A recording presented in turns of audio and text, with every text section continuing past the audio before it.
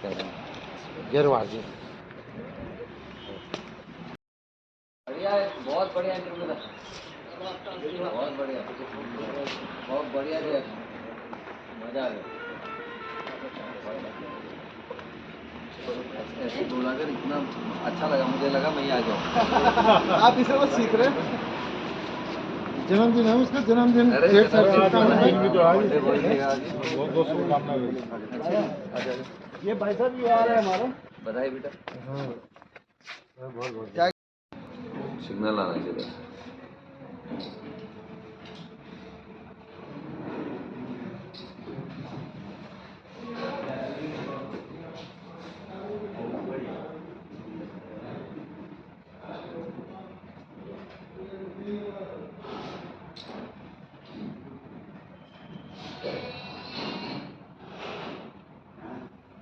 क्या स्थिति है हमारे?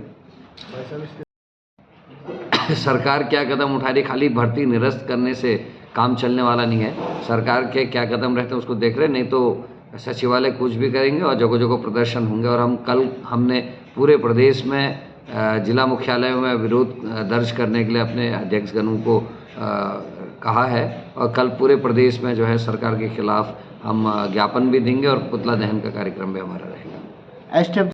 दुर्भाग्यपूर्ण कह सकता हूं, क्योंकि जिस तरीके से SSSC भर्ती घोटाला सामने आया था और सचिवालय भर्ती घोटाला आया, पुलिस भर्ती घोटाला सामने आया, तो बड़ा चिंतनीय ये विषय था।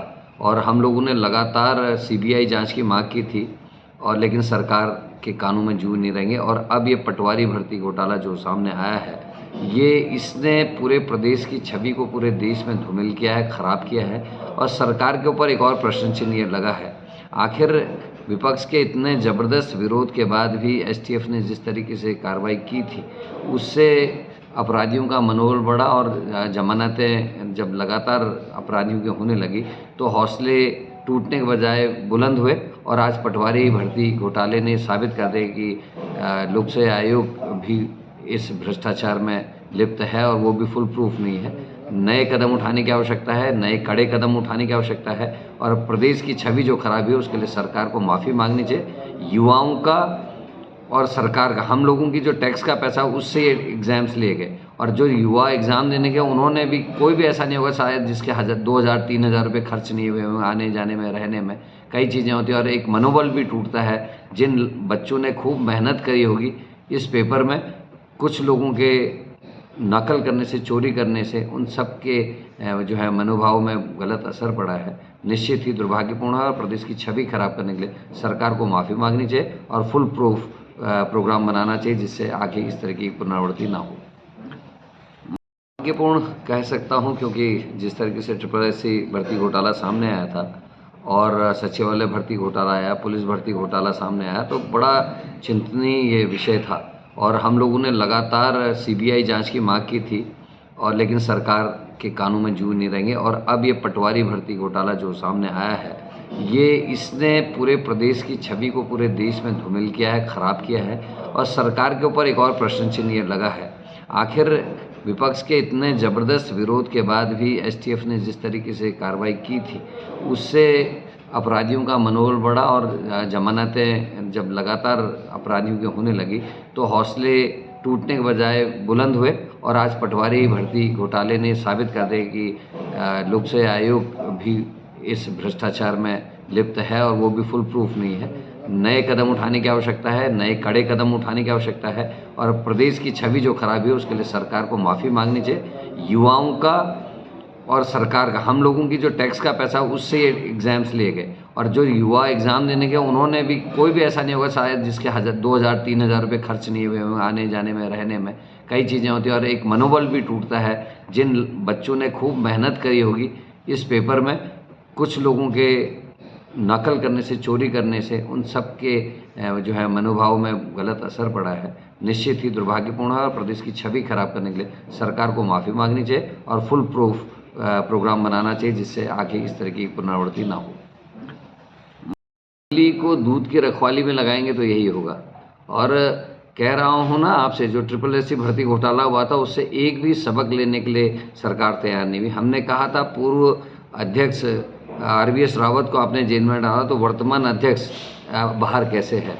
ये एक बहुत बड़ा प्रश्न था, क्योंकि अगर दोनों अध्यक्षों के खिलाफ समव्यवहार किया जाता, नए अध्यक्ष के खिलाफ भी कार्रवाई की गई होती, तो शायद इस तरीके की पुनरावृत्ति नहीं होती। का काम करने का तर्क अलग है। मैं उदाहरण देना चाहता हूँ कि प्रश्न पे हल्द्वानी में बनभूलपुरा के खिलाफ जब हाईकोर्ट का बयान आया, वो फैसला आया, उसके एक ही दिन के अंदर इन्होंने कैबिनेट बुला ली और ये कहा कि हम रेलवे के मामले में नहीं पड़ेंगे। लेकिन इस प्रकरण में आज 24वां दिन है, लोगों को धरने प्रदर्शन करते हुए, मशाल जुलूस करते हुए सरकार की नींद नहीं खुली। 10 तारीख को जब कांग्रेस ने प्रदर्शन किया और मुख्यमंत्री से मिलने के लिए जब उनके घर का घेराव करना पड़ा, तब मुख्यमंत्री ने मुख्य विपक्षी दल से वार्ता करना स्वीकार किया और 6 बजे हमारी वार्ता हुई।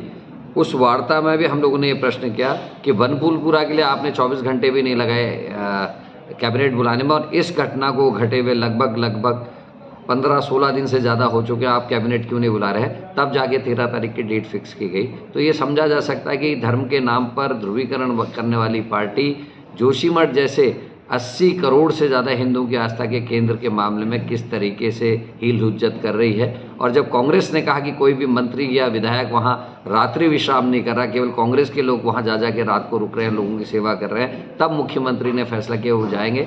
और आपकी बात पर मैं ये भी कहना चाहता हूँ कि पहले जो घटना बढ़नी शुरू हुई लगभग 1 तारीख से हुई और मुख्यमंत्री जी 8 तारीख को पहुँचे, और मुख्यमंत्री जी से ऊपर जो वहाँ के पूर्व विधायक हैं और वर्तमान में भारतीय जनता पार्टी के अध्यक्ष हैं महेंद्र भट्ट जी, वो 9 तारीख को वहाँ पहुँचते हैं। तो ये समझा जा सकता है कि कितनी संवेदनशील सरकार इन घटनाओं के लिए और हिंदू धर्म की आस्था के केंद्रों के लिए है। तो ये जनता के सामने भी है। और आपके प्रश्न के लिए धन्यवाद कि आपने एक वाजिब प्रश्न पूछा।